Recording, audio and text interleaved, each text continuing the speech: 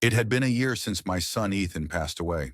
The grief had settled into my bones like a constant ache, something I couldn't shake no matter how much I tried to move forward.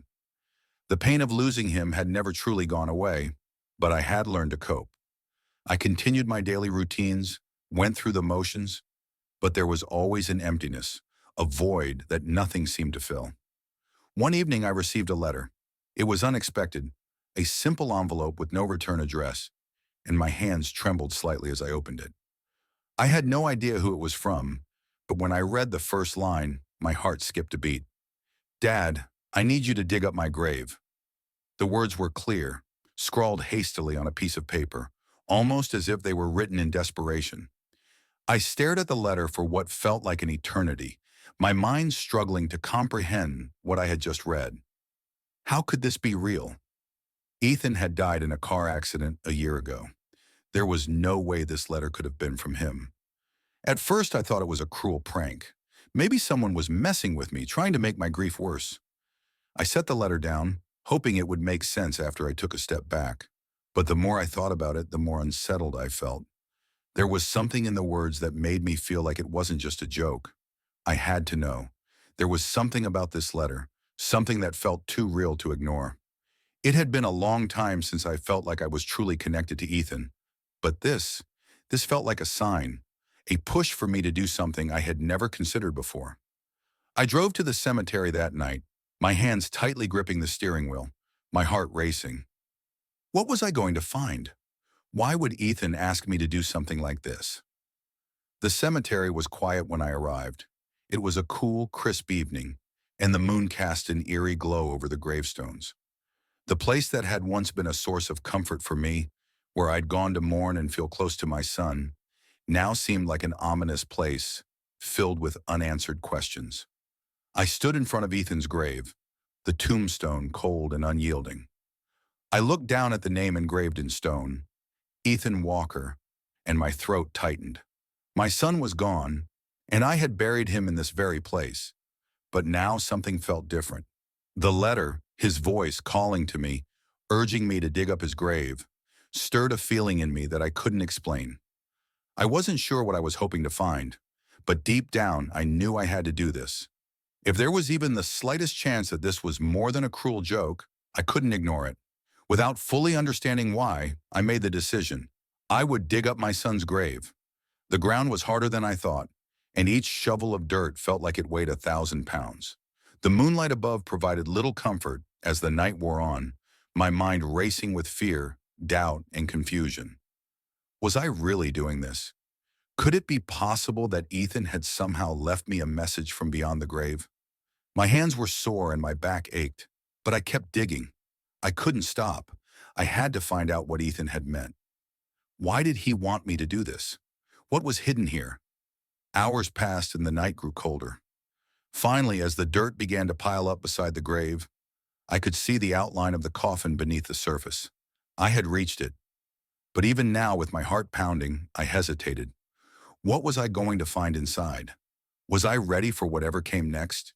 The silence of the cemetery was deafening as I stood over my son's grave, my heart racing in my chest.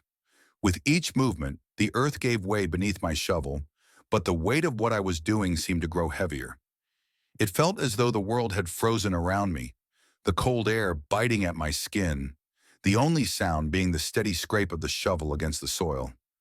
I had come here to find answers, but I couldn't shake the unease that clung to me. Finally, after what felt like an eternity, the last bit of dirt was cleared away, and I stood there, staring down at the coffin that had once held my son. The lid was slightly raised, as if it were waiting for me to open it, to see what had been hidden beneath. My fingers trembled as I reached for the metal latch, the same one that had held my son in this final resting place for a year. I paused for a moment. What was I about to uncover? Was this some kind of sick joke? Or had Ethan truly left me a message, something important enough to risk my sanity by digging up his grave? My hand, almost of its own accord, pulled the latch open. The lid creaked as it slowly swung open, revealing what lay inside. I had expected to see what any grieving father might expect to see. A body wrapped in cloth, or perhaps a coffin full of personal mementos. What I found, however, was nothing like that. The inside of the coffin was empty. My heart stopped as I stared into the open coffin, its interior as clean and barren as the day it had been sealed. There was no body, no trace of my son, nothing but cold wood and a faint smell of decay.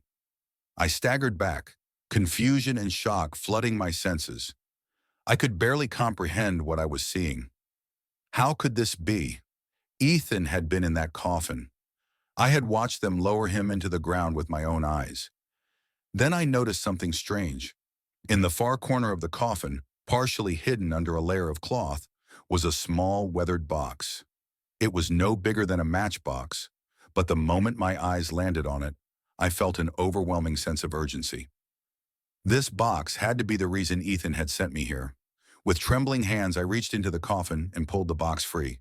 The moment I touched it, I felt a sudden rush of cold, a chill that seemed to pierce through me like an electric shock. I stepped back, feeling lightheaded, but I couldn't ignore the pull of the box. I had to know what was inside. I carefully opened it, my heart in my throat as I lifted the lid. Inside was a small piece of paper, folded carefully. I took it out, unfolding it with shaking fingers. The message inside was short but clear. They know. Don't trust anyone. Find the key. The words were written in Ethan's handwriting, but the tone was urgent, desperate. I read the message over and over again, trying to make sense of it. Who was they? What did he mean by the key? The feeling that I was being watched, the feeling that something was closing in, intensified. The box seemed to hold more answers, but the more I thought about it, the more questions it raised. What had happened to my son? Where had he gone? And why had he left me this cryptic message? I stood there alone in the graveyard, holding the small box in my hand, knowing that I had uncovered just the beginning of something far bigger and far more dangerous than I could have ever imagined. I stood there for what felt like an eternity, staring down at the small, weathered box in my hands, the message still echoing in my mind. They know. Don't trust anyone. Find the key. I couldn't process it. Who were they? What key? It didn't make sense. Why would Ethan leave me a message like this? Where was he? What had happened to him?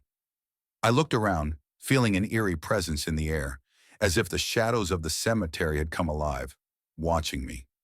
My heart raced as my thoughts began to spiral. Ethan had been in that coffin, I was sure of it. I had seen it with my own eyes. But now the coffin was empty. The box had been carefully placed there, and the message was clear. There was something much bigger at play, something that Ethan had known and that he couldn't tell me directly. I couldn't stay there any longer. I needed to leave, to clear my head, to figure out what to do next.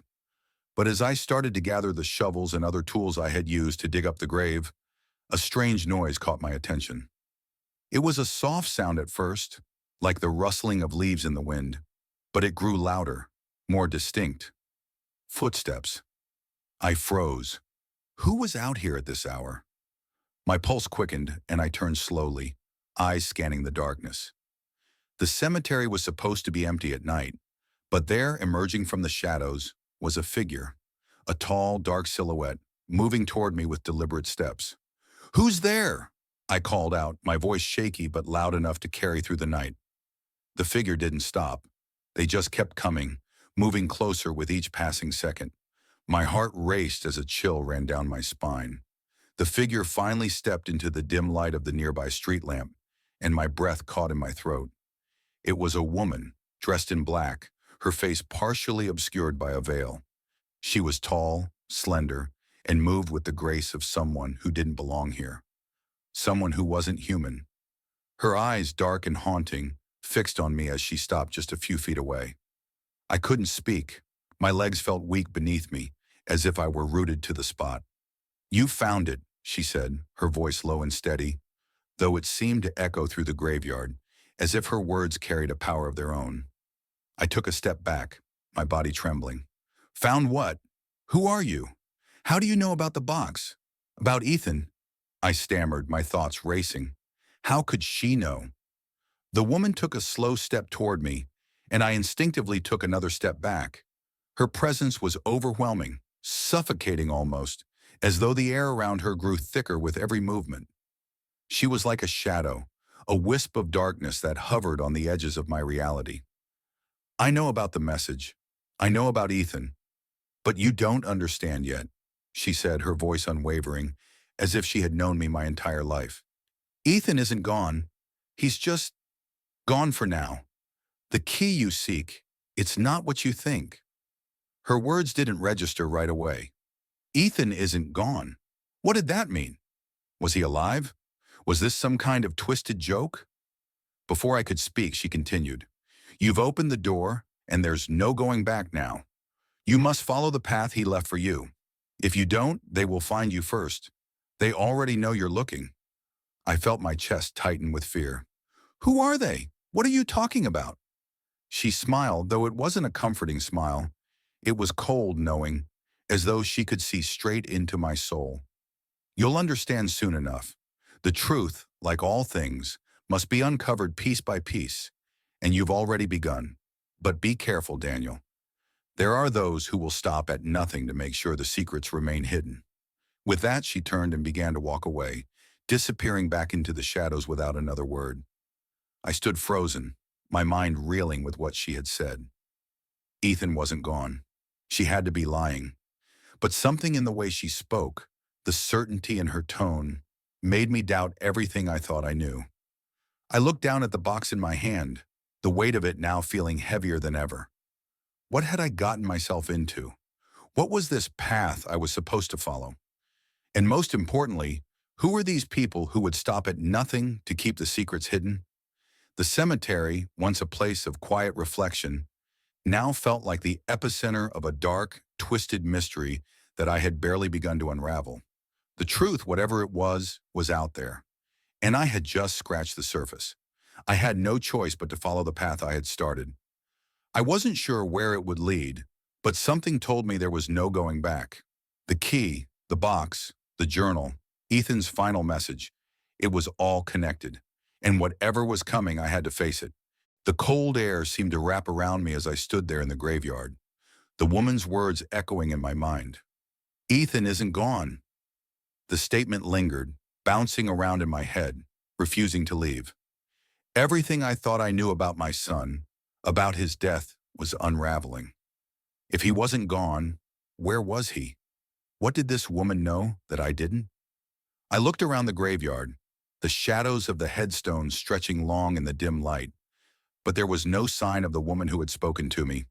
It was as though she had melted into the night, swallowed by the darkness that had crept in. Had she even been real? I shook my head, trying to focus. I couldn't let myself get distracted. I had to understand what was going on. Ethan's grave had been empty. There was a message, a warning, that had led me here.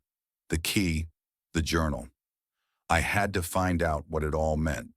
With the box still in my hands, I walked back to my car, feeling the weight of everything pressing on me. I hadn't told anyone about what I had found. I couldn't. No one would understand. They'd think I had lost my mind, digging up a grave and chasing after some cryptic message. But deep inside, I knew something was terribly wrong. This wasn't a coincidence. Back in my car, I sat in silence for a moment, the weight of the journal and the key in my hands like an anchor, pulling me down. The message was clear. Find the key. But where? What did the key unlock? And what would I uncover if I followed this twisted trail? I couldn't sit here forever. I had to keep moving. I started the engine, the sound of the car filling the air, and drove in the direction the woman's words seemed to push me toward. I had to follow the clues wherever they led.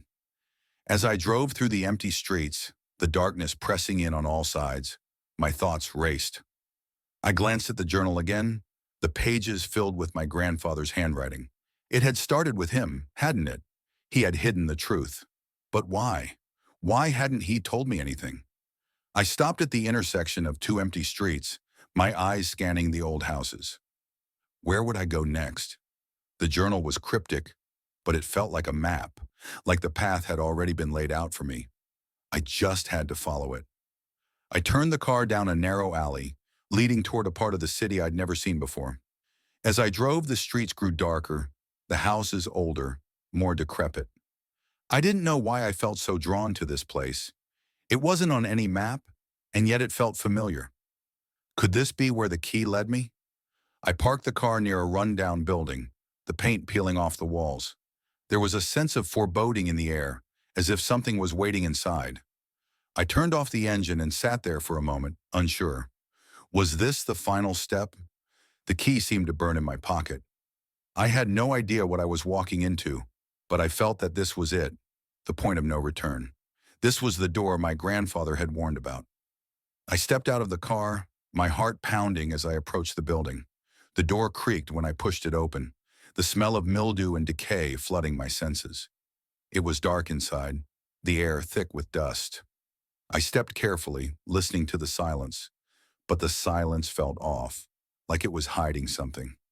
As I moved further in, my eyes adjusted to the dark, and I saw what looked like a long, narrow hallway at the end of the room. Something in the back of my mind told me to turn back, that this wasn't a place for me, but I had come too far to stop now. I had to know the truth. The hallway seemed to stretch forever as I walked down it, the floorboards creaking beneath my weight. I couldn't shake the feeling that someone, or something, was watching me, waiting for me to find whatever had been hidden here. My pulse quickened with each step, the air growing colder. At the end of the hallway, there was a door old and worn. The door seemed to beckon me, drawing me closer, and when I reached it, I felt the sensation again, the pull, the urgency. I placed my hand on the doorknob, and the air grew thick, as if the house itself was holding its breath. With a deep breath, I turned the knob and stepped inside. As the door creaked open, Daniel's breath caught in his throat. The room inside was dim, the air thick with dust and cobwebs. But what struck him immediately was the feeling of abandonment, as if this place had been untouched for decades. There was an eerie stillness in the air, a silence that felt unnatural, like it had been waiting for him. The faint sound of his footsteps echoed in the room as he stepped forward, his eyes scanning the surroundings. The space was filled with old, rotting furniture, chairs overturned, dusty shelves lined with forgotten objects. But in the center of the room, his eyes landed on something that made his heart skip a beat. It was a table, large and made of dark wood, covered with old maps, books, and several strange objects. His pulse quickened as he approached, feeling the weight of the moment pressing down on him. What was all this? He set the box down on the table and began rifling through the papers, his fingers trembling as he flipped through pages of handwritten notes, some of which were in languages he didn't understand. He searched frantically, his mind spinning with the possibilities of what he might find. But then, amidst the clutter of documents, one particular item caught his eye. It was a large, ornate key, just like the one he had found in his son's grave. His hands shook as he picked it up, its cold metal sending a jolt of realization through him. This was the key Ethan had been trying to tell him about. He didn't understand what it unlocked yet, but he knew without a doubt that it was the final piece of the puzzle. Just then, the silence was broken by the sudden sound of a creak from behind him. His heart stopped. Someone was in the room with him. He spun around quickly, clutching the key, but there was no one there. The room was as empty as before, save for the shadows that seemed to stretch longer in the dim light. The air felt colder now, and a sudden unease washed over him. The door behind him slammed shut with a force that nearly knocked him off his feet. Panic surged through Daniel as he tried to open it, but it wouldn't budge. The room felt smaller now, as if it was closing in around him. The walls seemed to pulse with a strange energy, the air heavy with a presence that was both ancient and suffocating. Daniel's heart raced. He could feel the weight of something pressing on his chest, the weight of secrets that had been hidden for too long. As he turned back toward the table, he saw the key begin to glow faintly, its surface shimmering in the dim light. He stepped closer, his mind racing, and for the first time, he realized the truth. This wasn't just about Ethan. It was about everything. His family, the past, the legacy. The key was the last piece of a much larger puzzle, one that stretched back generations. But the more Daniel tried to comprehend, the more his mind seemed to resist the truth. A voice, deep and haunting, echoed from the shadows. "You shouldn't have come here." Daniel's eyes widened, his pulse racing as the figure stepped out of the darkness. It was a man, older, his face pale and gaunt, his eyes burning with an intensity that sent a chill through Daniel's bones. "You've opened the door, and now there's no turning back." The man's voice was almost a whisper, as if the very words carried a weight that was beyond human comprehension. Daniel felt the grip of fear tightening around him. What had he done? What had Ethan done by leaving him this path? What was the key truly unlocking? The man took another step forward, his eyes never leaving Daniel's face. The key was never meant for you. It was never meant to be found.